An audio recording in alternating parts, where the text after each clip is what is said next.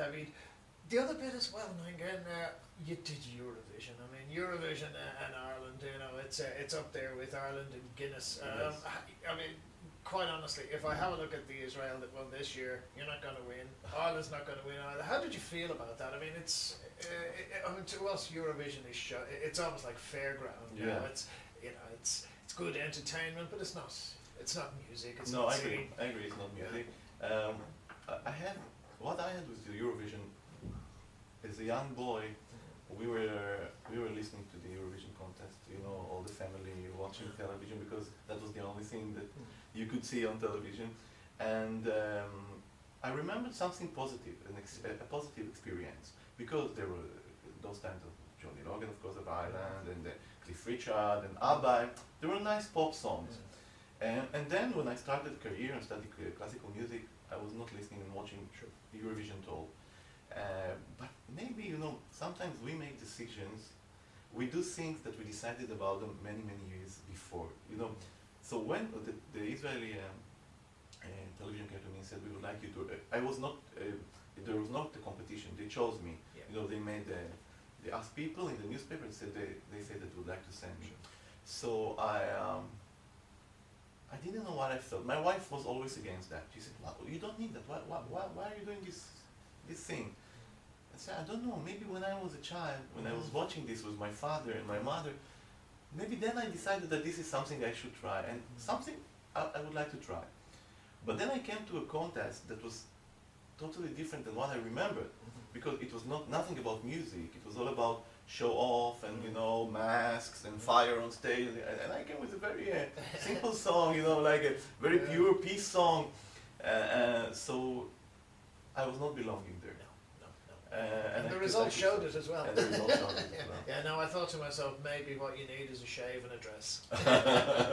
Well, but moving on from that then, David, when I heard you last night, I thought, originally I thought, this man is either a spiritual singer or a classical opera singer in that sense of the word. But then when I heard you sing things like Gershwin, I thought this man can sing anything.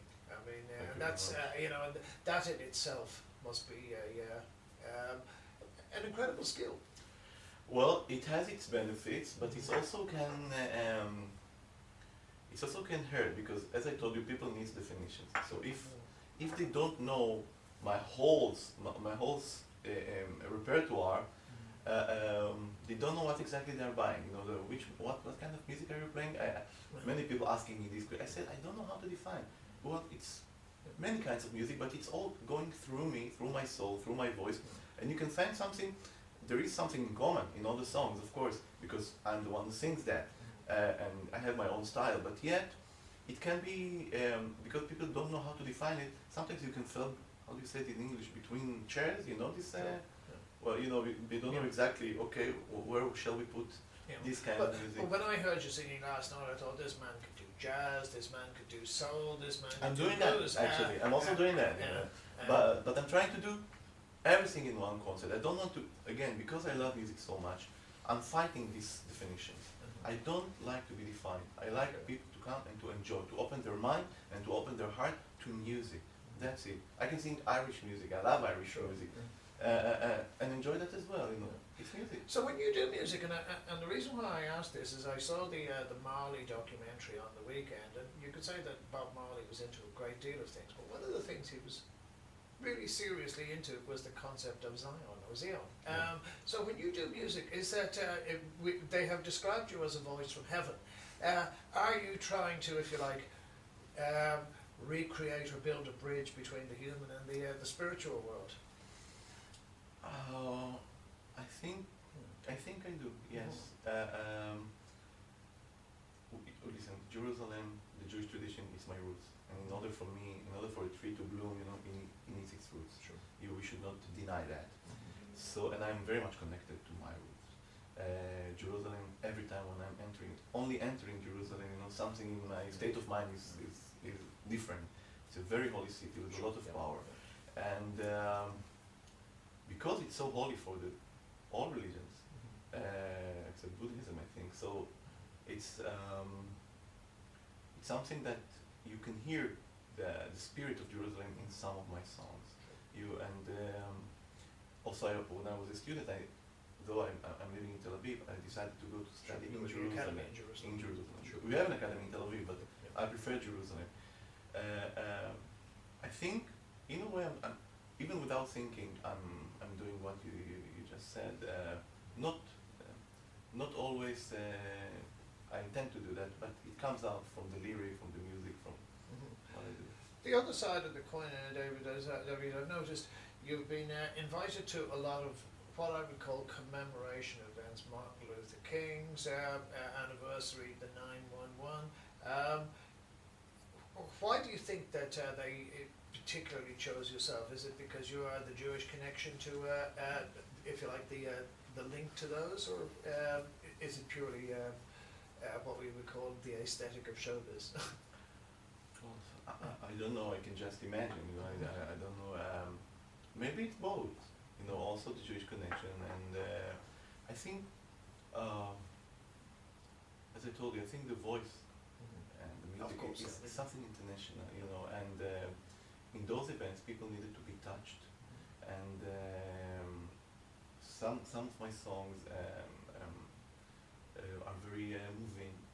So I'd like to think that they chose me because of my music, but I'm sure there are many reasons. Yeah. You are, I believe, going to sing at the 2012 Olympics. Yeah. What can we expect, Dave? It's not in the opening game. No. Well, I'm not sure yet. Maybe I'll sing Avinu Malkeinu. I think it's a great place to sing Avinu Malkeinu. It is a magnificent song, isn't it, for an outdoor event? If I could just, before we conclude, David, I just want to move on to not so much politics, but what I would call the political era. We have a group here called Artists Against Israel, and I often say to people, well, what are these artists actually for?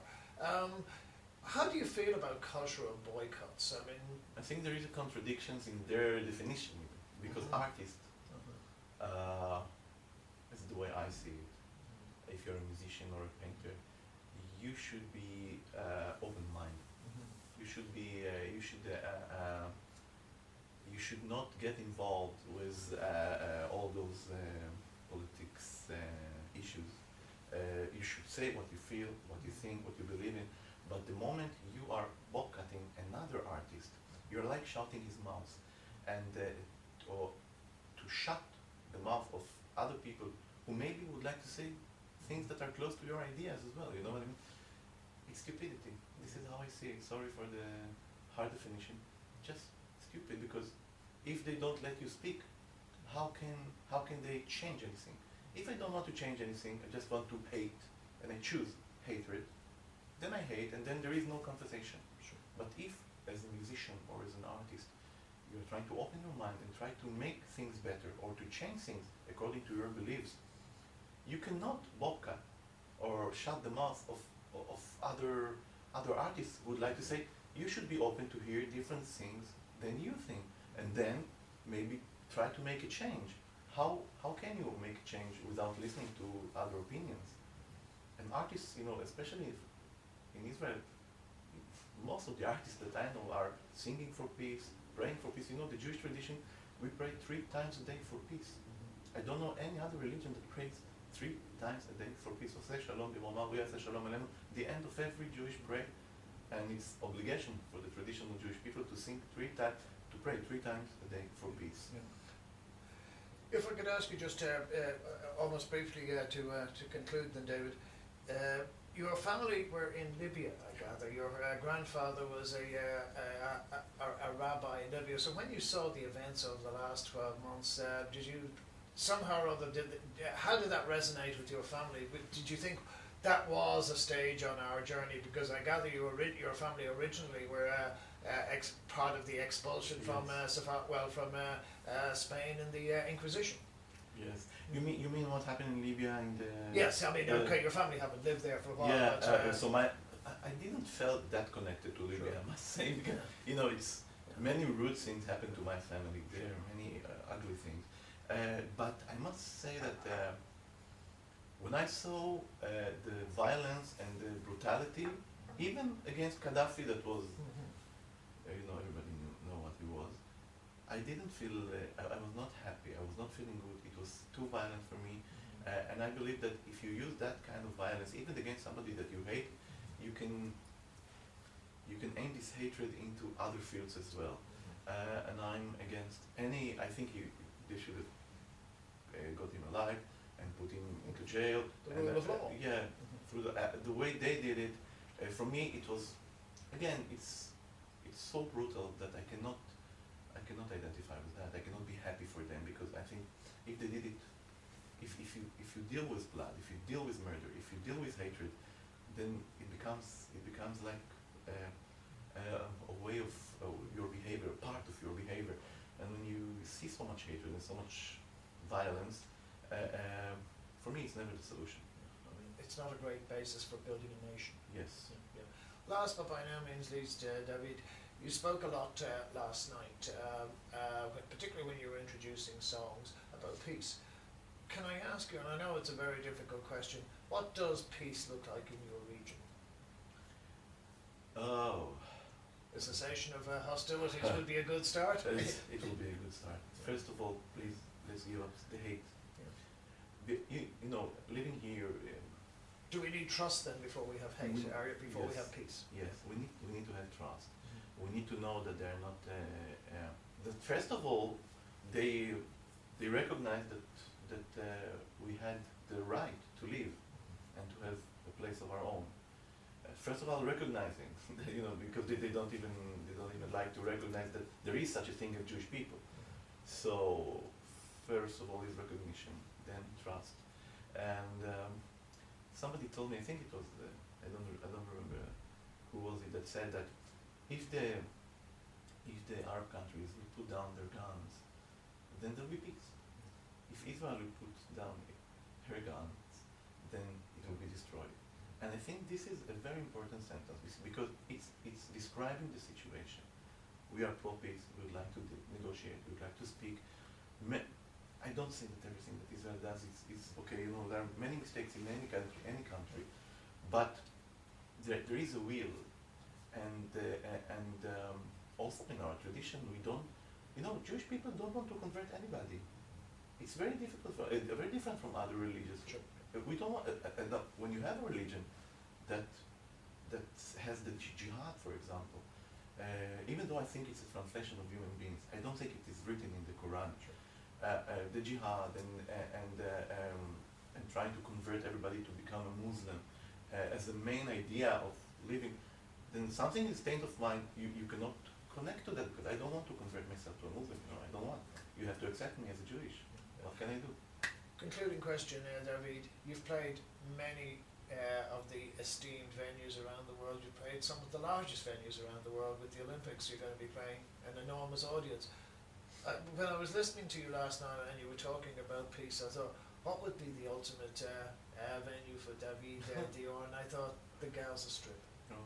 That's because when you can play the Gaza Strip, then we have reached somewhere, haven't we? I hope so very much. Many Muslim artists, and they are afraid to collaborate, of course, but it's one of my dreams, of course. David Dior, it's been a pleasure talking to you, and you're welcome. Thank you very much. Thank you. Yeah.